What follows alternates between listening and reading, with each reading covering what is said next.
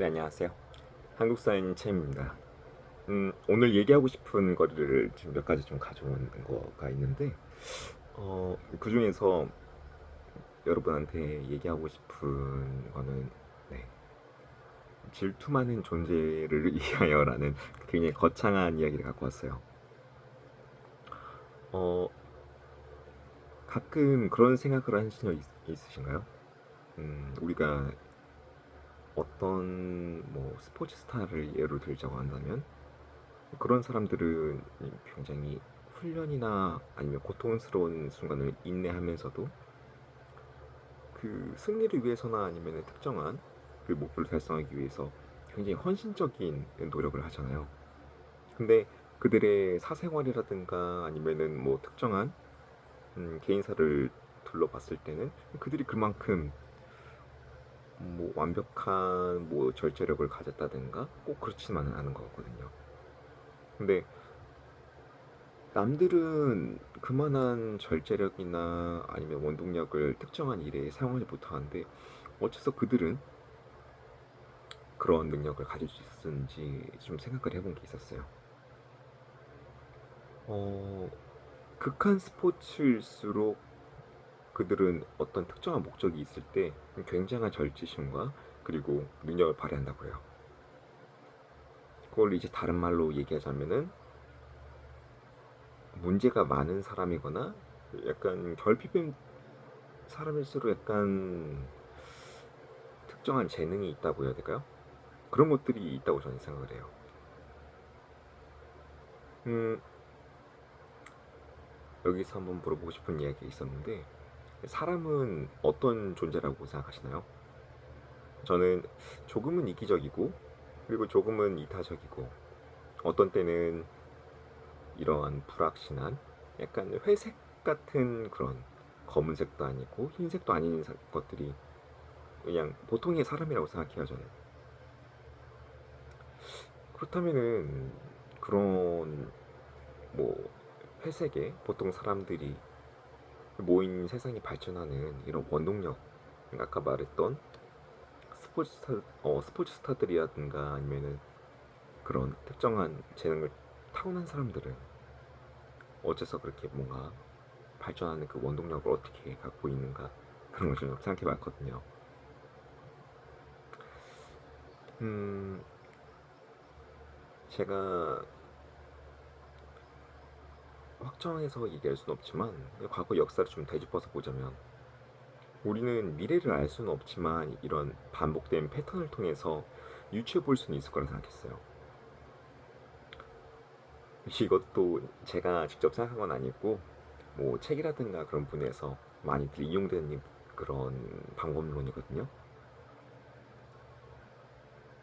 근대 세계사를 좀 찾아보자면 과거에 자본주의랑 그다음에 사회주의가 서로 대립을 이제 펼쳤을 때 초반에는 모두가 단결되고 그리고 확신에 차 있었던 사회주의가 초반에는 옳은 방향성이랑 강압적인 그런 힘으로 모든 그런 잡음이나 그런 거를 통치해서 그 사회주의가 초반에는 훨씬 더 성공적인 체제라고 이렇게 말들을 했었거든요.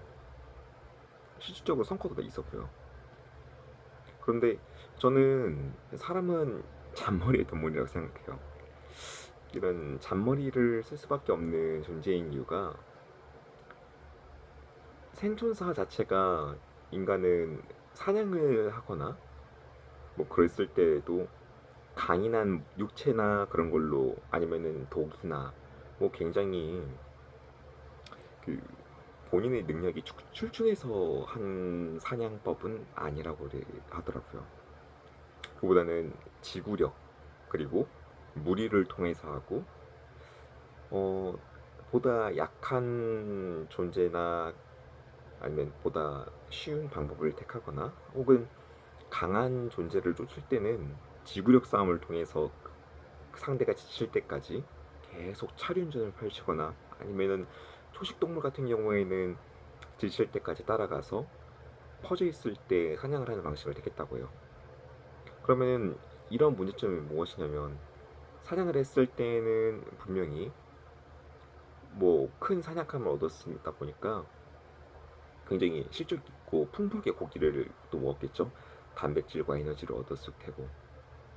그런데 인간이 그러한 사냥에 성공했을 때를 제외하면 에너지가 항상 필요한 게 살아있는 생물이잖아요. 근데 실패한 사냥의 그 결과는 사실 굉장히 잔인한 부분이 있을 거라 생각해요.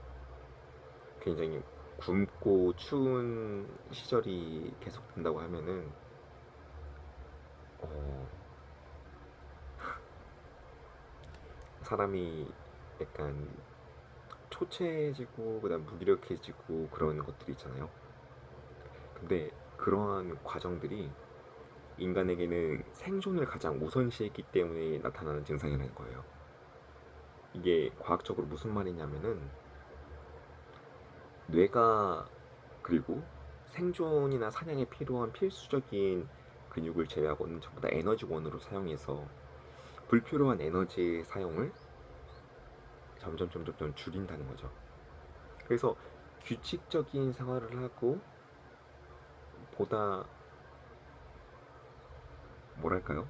에너지 효율적인 생활을 추구하도록 그렇게 인간이 생존 방향을 이렇게 잡아온 것이라고 생각하는데 앞으로 다시 돌아와서 얘기해 보자면은 뭐 자본주의랑 사회주의가 있었을 때 한 방향으로 인간은 사회적인 동물이라 그리고 이타적인 동물이다.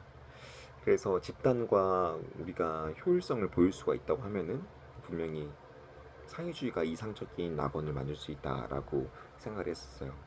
하지만 지금 결과는 사회주의보다 지금 자본주의가 성공했다는 것을 알 수 있죠. 그 이유가 저는 이러한 인간의 진화론적 그리고 인류학적인 그 배경이 있다고 생각해요.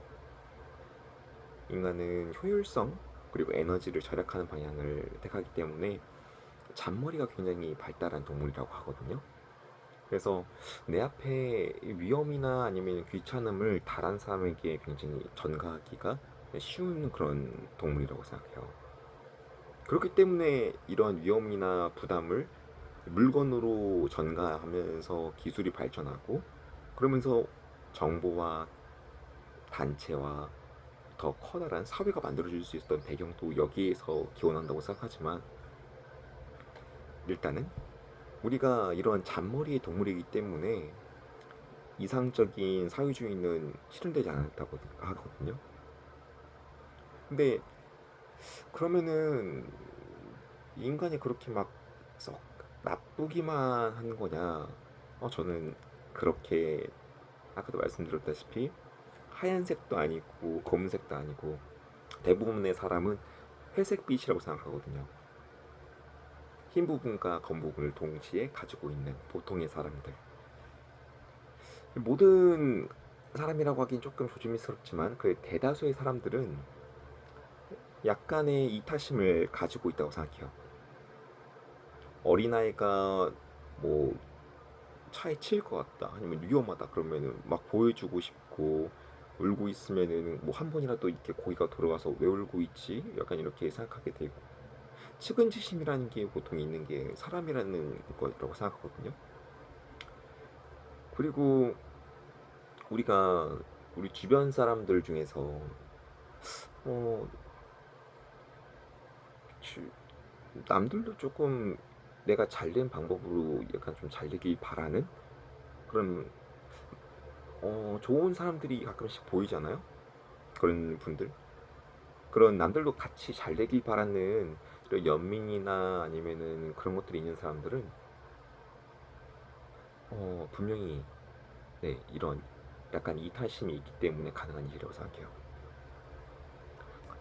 그런데 아까도 말씀드렸다시피 그런 사람들조차 네, 세상에 천사는 없다고 생각하거든요. 어쩌면 주변 사람들이 잘 되길 원하는 거는 내 주변의 평균이 높아지면서 나 자신도 함께 가치가 높아지길 바라는 마음일지도 모른다고 저는 생각을 하거든요.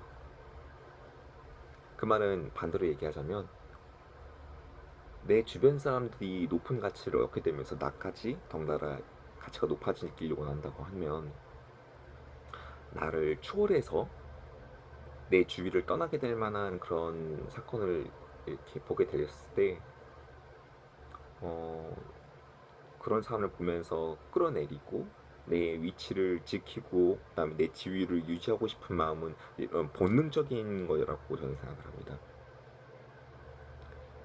그러니까 무리에서도 어떤 지위라고 하거나 위계 질서라고 보통 얘기하잖아요. 뭐 원숭이들만 봐도 잘 알 수 있는 거죠.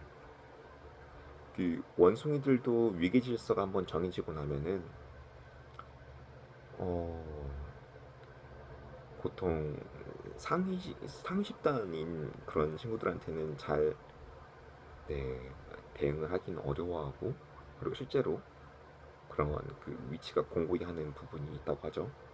그리고 1인자는 2인자한테 가장 가혹하다고 그렇게 연구 결과들도 있다고 하고요.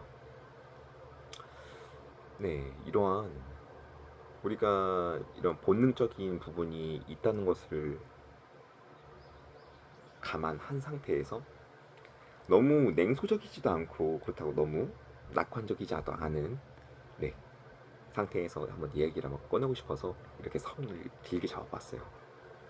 너무 지루하진 않았으면 좋겠는데 네, 마저 한번 얘기를 해볼게요. 그래서 우리가 이렇게 이런 본능이 있다는 거를 감안하고 대부분의 사람들은 회색빛의 사람이다라고 네, 이해를 해주셨으면 좋겠어요. 그래서 음, 아까는 좋은 점들을 많이 얘기했지만 뭐 도와주고 싶다 이런 거와 반대로 끌어내리고 싶다라고 약간 혹은 내 위치를 공고히 하고 싶다라고 그런 마음이 든다고 해서 너무 괴로워하거나 스스로를 약간 음, 실망하면서 자책을 막 너무 심하게 할 필요는 없다고 생각하거든요. 왜냐면 아까도 말씀드렸다시피 그거는 본능이다 보니까 그럼에도 저는 그렇게 생각해요. 우리가 어제보다 이제 한 발자국 내딛길 원한다고 하면은 본능이라고 제멋대로 이렇게 저지른 것을 당연하게 생각하는 이상 상황이 나아질 여지는 없다고 생각하거든요. 우리가 본능대로만 산다고 하면은 정말 동물보다 낫다고 얘기할 수 있는 부분이 없잖아요. 아까도 얘기했듯이 우리는 이성적인 부분도 가지고 있고 동물적인 부분도 같이 가지고 있기 때문에 사람이라고 생각하니까요. 그래서 제가 얘기하고 싶었던 거는 이러한 사회적 배경에서 그리고 이러한 생각을 하면서 자유로운 개인들이 스스로의 이익을 위해 서로가 서로가 음, 이익을 얻을 수 있는 윈윈 게임이라고 하죠. 모두가 이길 수 있는 그런 윈윈 게임을 할 만큼 성숙하지 않다면 그들이 치킨런이라고 하는 혹은 승자 독식으로 이제 모두가 얻을 수 있는 성과를 줄여나가는 것을 보고만 있기보다 적극적인 개입이 필요한 게 아닐까라고 생각하는 사람들이 있었다는 거예요. 그런 부분에서 인간은 뭐 두려움과 이익에 따라 움직이는 존재라고들 얘기를 하거든요. 이익을 줄이는 방향이 아니라 전체 파이를 늘리는 방향을 추구하면서 개인이 두려워할 만한 어떤 초월적인 존재가 있다면 그 사람이나 혹은 그런 단체나 혹은 그러한 정부가 있다면 사회에 이런 혼란한 그런 혼돈을 종식시키고 질서와 평화와 이런 협력을 가능하게 만드는 것도 불가능한 것만은 아니지 않을까라고 생각하는 부분이 있었다는 거예요. 그게 개인을 마음대로 할 수 있는 무제한적인 그 권력을 기반으로 하기 때문에 그러한 존재가 한 개인이나 집단에게 주어짐으로써 그 권위가 모두에게 적용되는 일관성 있는 질서를 만드는 것이라고 이렇게 얘기했었어요. 이와 같은 논리로 고안한 개념이 토마스 홈스의 리바이던이라는 그런 내용이었는데 어떠세요? 저는 지금까지 굉장히 좀 길게 얘기하면서 지루하다는 느낌을 좀 받긴 했었는데 앞으로 조금 더 개선해 볼게요. 음, 이러한 그 토마스 홀, 어, 제가 맞게 쓴 건지 모르겠지만 아무튼 네, 토마스의 이런 리바이던이라는 그 개념이 오늘날 그 뭐 거대 정부, 뭐 빅브라더, 저는 약간 중국의 그런 굉장히 촘촘하게 조직된 그런 사회 질서망이 어떤 독재를 강하게 하는 것으로 기능될 때 빅브라더라고 얘기하는 것으로 이해했었는데요. 혹시 그거 아시나요? 어, 어디였죠? 중국에서 시위가 일어났다는 거 혹시 알고 계신가요? 제가 어디 성에서 일어나는 건지 정확히 기억은 안 나는데 그 네, 구글링을 하면서 네, 읽다 보니까 중국에서 대규모 시위가 일어났었더라고요.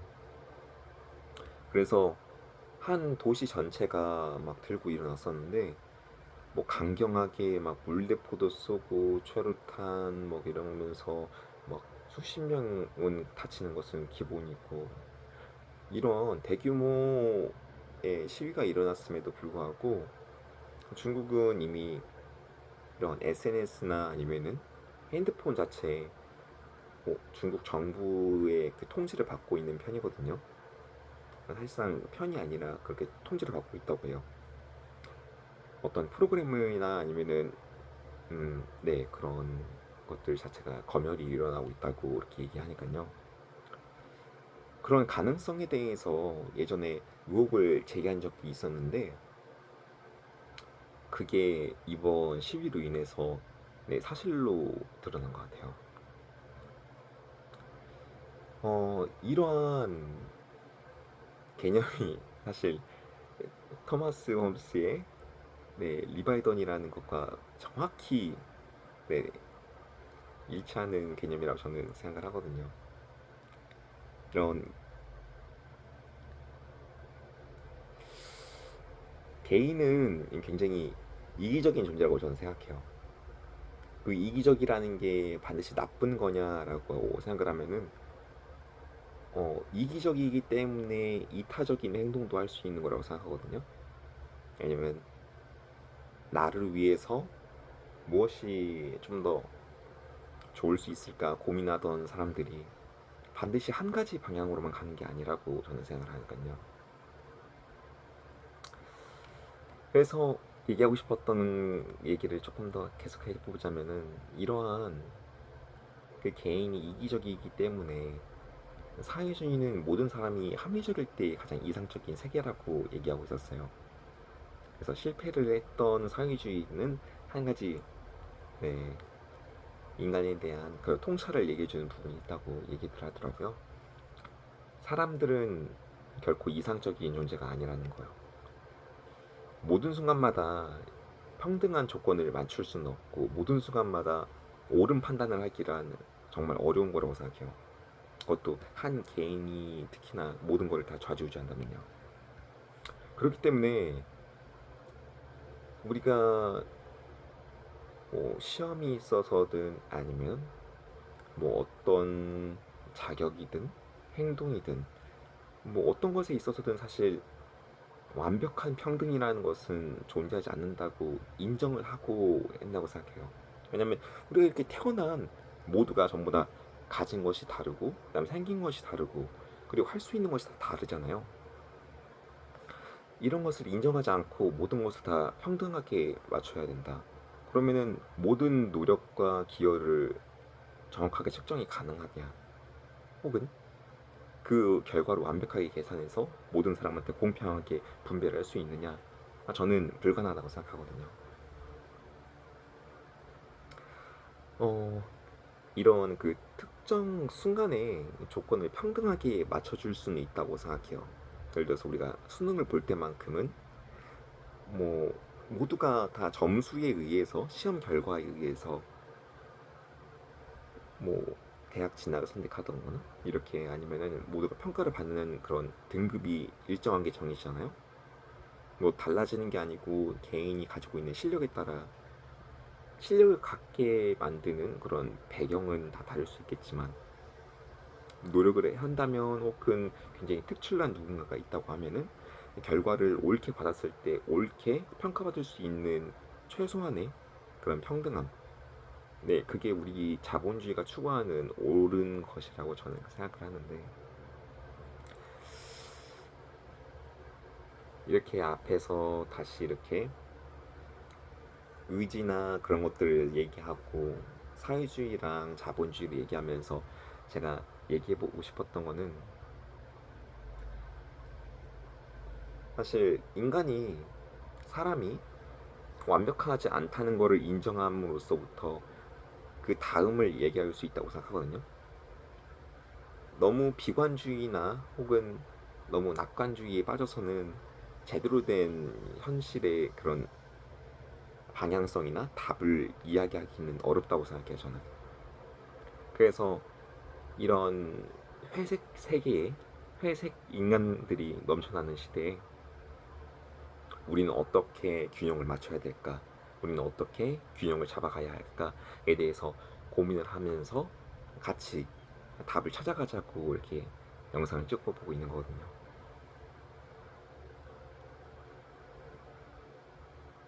굉장히 재미없는 주제인 건 맞아요. 굉장히 재미없는 주제인 건 맞지만, 우리가 이러한 재미없는 주제를 한 번쯤은 얘기해 보면서, 저는 사실 굉장히 부족한 사람이지만 이제 같이 이런 얘기를 해보고 싶다는 욕망이 좀 있거든요. 나중에는 그래서 이런 거에 대해서 대화를 하거나 아니면은 뭐 제가 정리를 해서 나중에 칠판 같은 걸 제가 내 뒤에다가, 이 뒤에다가 정확히 이 방은 아닐 거예요.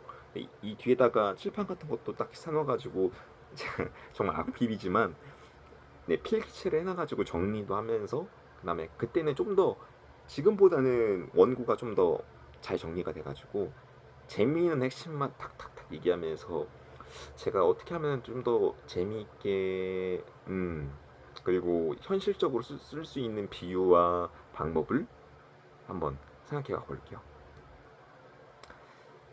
자, 저는 마지막으로 이런 한마디를 하고 네, 마치고 싶어요. 음, 우리가 생각을 바꾸지 못한다면은 행동이라도 바꾸는 게 네, 조금이라도 나아가는 길이라고 저는 생각해요. 보통 반대가 아니다라고 이렇게 얘기할 수 있지만 사실 생각을 바꾸는 게 제일 어렵거든요. 왜냐하면 이미 만들어진 그런 생각을 바꾸려면은 너무 너무 어려워요. 예를 들어서 우리가 운동을 한다고 했을 때 특정한 그 자세를 교정하기 위해서 소근육을 단련한다고 하면은 자세를 바르게 한다고 유지한다고 하는 게 그럴 수는 있겠지만 실질적으로 더 도움이 되는 것은 그 주변의 대근육을 자극시켜서 네, 몸을 딱 잡아주는 운동을 하는 게 사실 장기적으로 자세랑 병행되었을 때 더 좋은 결과를 이루어진다고 저는 생각을 하거든요.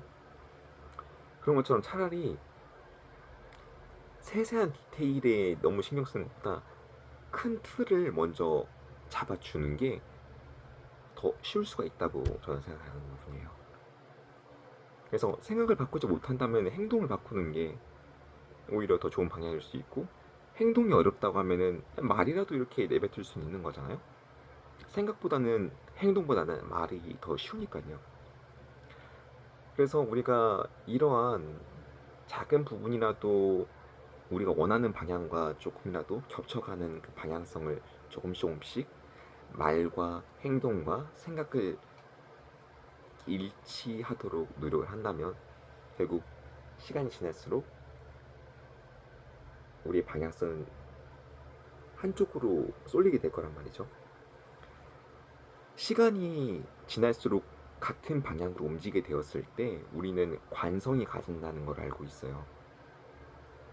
이러한 일정한 관성이 불안한 우리의 마음이 외로운 우리가 되지 않기 위해서 곁에 사람이 있도록 끌어올리길 택하면서도 이제 나를 내버려 두고 올라가지 않도록 끌어내리길 반복하잖아요. 질투라는 것이 당연한 것이라면은 그것을 표현하는 방식은 우리가 선택할 수 있다고 생각해요. 빠르게 반응하고 행동하는 것만이 우리 대한민국의 정답인 것처럼 모두가 살아왔는데 항상 옳은 것이 아니라는 것을 고등학교 수능 이후에 우리는 깨닫고 있잖아요. 현실에서는 자극과 반응 사이에 공백을 늘림으로써 현명한 선택을 추구할 기회 자체가 점점 늘어날 수 있거든요. 물론 그 간극을 줄이면 줄일수록 굉장히 유능하고 현명하다는 평가를 받을 수 있겠지만요. 우리는